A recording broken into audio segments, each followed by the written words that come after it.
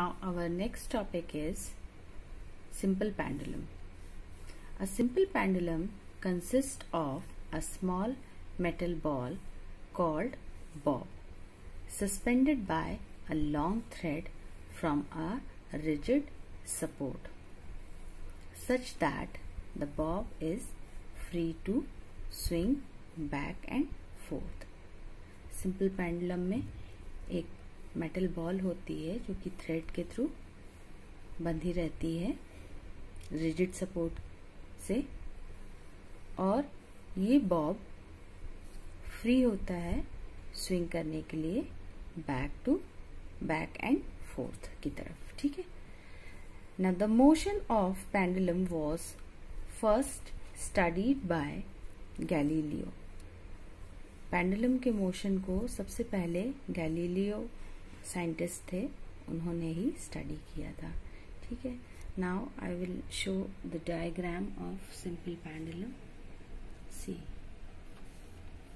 ये rigid support है, इससे थ्रेड के थ्रू मेटल बॉल, जिसे हम लोग बॉब बोलते हैं, बंधा रहता है. और जब ये ऐसी पोजीशन में होता है तो इसे रेस्ट पोजीशन या मीन पोजीशन कहते हैं. और ये लेंथ जो कि एल से डिनोट करते हैं. ये सिंपल पेंडुलम का डायग्राम है जो कि रेस्ट पोजीशन में है, और ये motion of the simple pendulum show कर रहा है डायग्राम. इसको हम लोग आपकी बुक के डायग्राम में भी देखेंगे. ठीक है.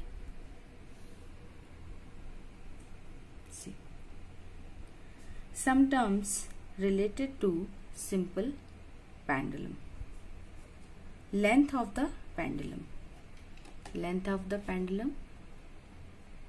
L is the length of the pendulum. ये L से डिनोट कर रहे हैं, जो कि मेटल बॉब या मेटल बॉल से रिजिड सपोर्ट तक बंधा हुआ है. इसको, इस थ्रेड के लेंथ को किससे शो करते हैं?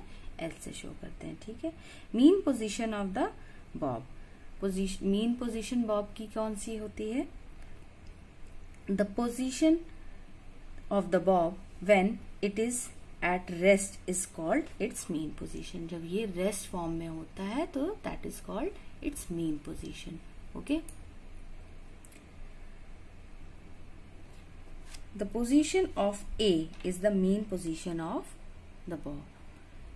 ये जो A position है, that is A position is the mean position of the bob. Now extreme position of the bob. The position B and C are the extreme position of the bob. Position B और C जो है bob की, ये क्या कहला रही है? Extreme position. Oscillation of the pendulum. Oscillation, pendulum का oscillation. The motion of the bob from A to B, then from B to C and back to A is called one oscillation. एक oscillation कब होता है? जब A से B, B से C और C से A तक बॉब का मूवमेंट होता है, तो ये पूरा मूवमेंट एक ऑसिलेशन कहलाता है, one oscillation. Amplitude of the pendulum.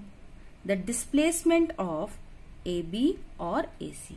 जब AB और AC डिस्प्लेसमेंट होते हैं तो ये क्या कहलाता है? Amplitude of the pendulum. ठीक है. Time period of the pendulum. The time taken by the bob of the pendulum to travel from A to B and then B to C and back to A is called the time period of the pendulum. Pendulum के एक oscillation के होने में जितना time लगता है वो क्या कहलाता है? उसका टाइम पीरियड कहलाता है. ठीक है. Now the frequency of pendulum. The number of oscillations made by a pendulum in 1 second. Pendulum के 1 सेकंड में जितने ऑसिलेशन करने की क्षमता को ही उसकी फ्रीक्वेंसी बोलते हैं। ठीक है, इसको हम लोग F से डिनोट करते हैं। ये F से डिनोट करते हैं 1 बाय टाइम पीरियड, टाइम को T से डिनोट करते हैं। Now time taken for 20 oscillation is equal to D seconds. Time taken for 1 oscillation is equal to T by 20 seconds.